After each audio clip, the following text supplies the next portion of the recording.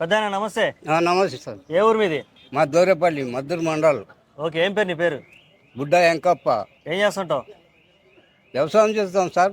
ఇంకేముంది? రైతువి. ఓకే, మరి రైతుల పరిపాలన ఎలా ఉంది? రైతుల గోస చూస్తే చూడబుద్ధి యారు. అదేంది కాంగ్రెస్ అంటేనే రైతుల పరిపాలన అంటే కాంగ్రెస్ అని చెప్పుకుంటున్నారుగా. అరేక గోస పడుతున్నాం.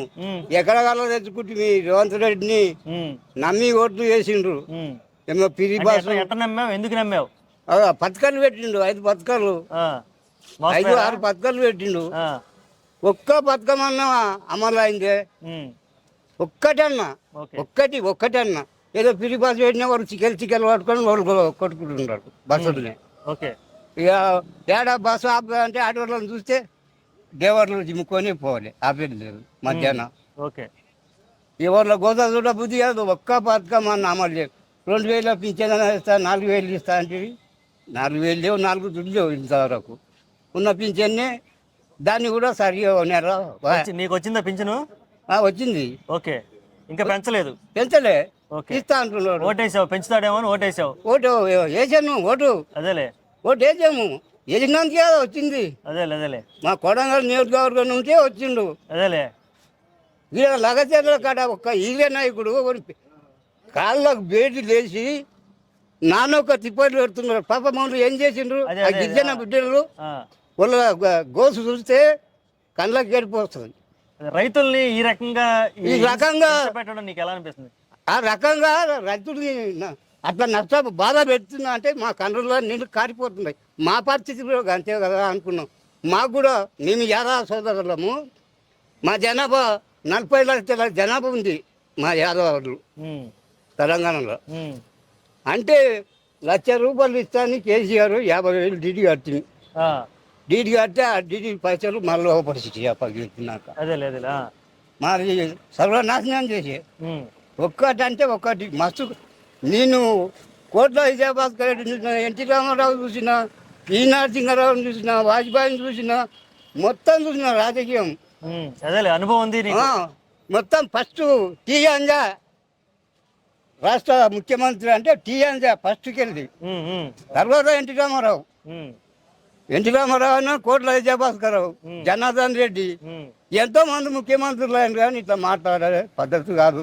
బండకేసి కొడతా, టేబుల్ మేడకేస్తా, ఎవడంటే ఎవరినే. ఇప్పుడు రేవంత్ రెడ్డి ముఖ్యమంత్రి కాడు, తిరుపతి రెడ్డి ముఖ్యమంత్రి కొడంగల్లా. తిరుపతి రెడ్డి ముఖ్యమంత్రి సోదరుడు. నేను గట్టిగా గుండె మీద చేసుకొని చెప్తున్నా. అంటే పదవి లేకుండా అనుభవిస్తున్నారు, అధికారాలు చూపిస్తున్నారు చూపిస్తున్నారు. రేవంత్ రెడ్డి ఒట్టి ఎమ్మెల్యే కానీ ముఖ్యమంత్రి తిరుపతి రెడ్డి. ఓకే, మరి ప్రజలు ఓటేసి గెలిపించుకున్నారు ఆశగా. అదే కదా మా పాపం. మేము చేసిన పాపంకి మాకు నరకాన్ని చూపిస్తున్నారు. ఓకే, త్వరలో మరి కేటీఆర్ గారిని కూడా అరెస్ట్ చేస్తా అంటున్నాడు. కేసీఆర్ని అరెస్ట్ చేస్తే ఎత్తి మీద బాంబులు వాడు అని లెక్క పెట్టుకో. ఈ పానం పోతే ఎప్పటికున్నా పోయేదే. ఏ బతికినా ఏడు తప్పది. నీవు కోట్లు మింగవు. నీ అల్లుని కొరకు సాధకం చేస్తున్నావు. ఓ కంపెనీ పెట్టించి బీదోళ్ళ భూములు లాక్కొని వాళ్ళు ఓటేసిండ్రు. ఇంకా మేము వేయం కానీ వాళ్ళు లంబర్ జాతి ఓటేసింది. మరి ఓటేసిన వాళ్ళకి ఎటువంటి అన్యాయం జరుగుతుంది? అన్యాయం చేస్తున్నాడు, చాలా చాలా అన్యాయం చేస్తున్నాడు. ఓకే పెద్దాయన. ఓకే, బాగా ఆవేదనతో నువ్వు ఆశపడి ఓటేసావు కానీ ఆవేదన చెందుతున్నావు అనిపిస్తుంది నాకైతే. నాకు చాలా బాధ అనిపించింది. నీవు ఒక రాష్ట్ర ముఖ్యమంత్రి అట్లా మాట్లాడే పద్ధత, కనీసం మర్యాద ఉండాల. చెప్పులతో కొడతా అంటే రద్దీ చెప్పులు ఎంత గట్టిగా ఉంటాయి. తెలంగాణ వాళ్ళు అంటేనే మర్యాద ఇచ్చి పుచ్చుకునే వాళ్ళు మొదటి రకం. మళ్ళా ఎట్లా ఉండాలంటే ఒక రాష్ట్ర మంత్రి మాట్లాడాలంటే నోట్లే కరగాలే. నోట్లే కరిగితే నువ్వు మళ్ళీ 5 ఏళ్ళు కూడా నీవే ఉంటావు, 10 ఏళ్ళు మళ్ళీ నీవే రాజ్యం వెళ్తావు. అది లేదు. ఇష్టం ఉన్నట్లా మాట్లాడు. గంట బట్టి ఏమో 60,000 అంటాడు, బొంగులేట్ ఏమో 50 ఇప్పుడు బడ్జెట్ లేదా అంటావు. ఇక సీతాకనేమో ఎక్కడ ఉంటుందో సీతాక అసెంబ్లీలో మాట్లాడు మనం. సీతాకని అసెంబ్లీలో మాట్లాడు మనం. ఇక ఈ టీఆర్ఎస్ నాయకులు మాట్లాడదామంటే వాళ్ళు లేపుతారు, మాట్లాడినారు, ఎస్ తీసుకుంటారు, మేము వెళ్ళిపోతామని అంటారు. ఇక ఓకే పెద్దాయన. ఓకే.